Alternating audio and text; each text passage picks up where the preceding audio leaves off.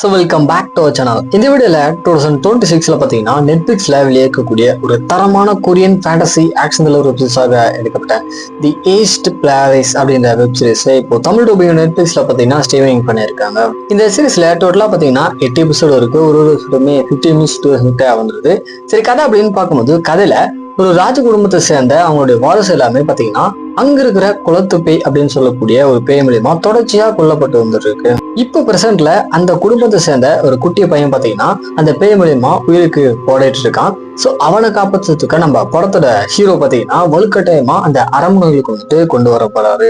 இவரை பத்தி சொல்லணும் அப்படின்னா சின்ன வயசுல நடந்த ஒரு சில சம்பவம் காரணமா பேய்களை இவருடைய கண் வழியா பாக்குறது மட்டும் இல்லாத அந்த பேய் இருக்கிற உலகத்துக்கு இவர் பாத்தீங்கன்னா போக முடியும். அந்த மாதிரியான ஒரு சூப்பர் நேச்சுரல் பவர்ஸ் இருக்கு. நம்ம ஹீரோக்கு ஒத்தாசையா அந்த அரண்மனையில இருக்கிற ஒரு அழகான பெண் பாத்தீங்கன்னா நியமிக்கப்படுறாங்க. சோ இதுக்கப்புறம் நம்ம ஹீரோ அங்க என்னமான ஒரு பேய்கள் எல்லாம் விரட்டி அடிக்கிறாரு. கடைசியாச்சு அப்படின்றத சிறு ஆன்லைன் ஸ்டோரியா இருக்கு.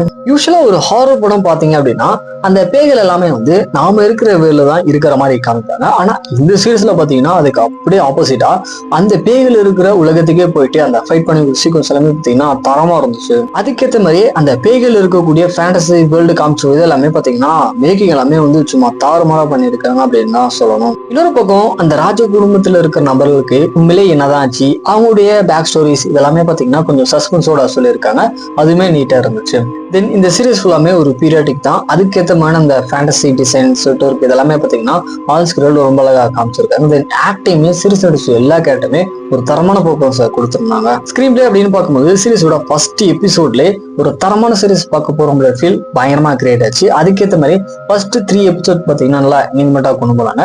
ஆனா நடுவில் பாத்தீங்கன்னா கொஞ்சம் லேகாரமா தான் இருக்கு. ஃபைனலா சீரீஸோட கிளைமேக்ஸ்ல இதுக்கு எல்லாத்துக்குமான எக்ஸ்பிளனேஷன்லாம் கொடுத்து முடிச்ச இதெல்லாமே பாத்தீங்கன்னா ரொம்ப அழகா இருந்துச்சு. ஓவரால் வித்தியாசமான ஒரு fantasy action thriller web series உங்களுக்கு பிடிக்கும் அப்படின்னா இந்த சீரிஸை கண்டிப்பா ட்ரை பண்ணி பார்க்கலாம். அதுலயுமே ஹாரர் எல்லாமே பாத்தீங்கன்னா அருமையா ஆச்சு. ஸோ ட்ரை பண்ணி பாருங்க. நெட்ஃபிளிக்ஸ்ல தமிழ் டப்பிங்ல ஸ்ட்ரீமிங் பண்ணியிருக்காங்க. ஸோ செக் பண்ணி பாருங்க.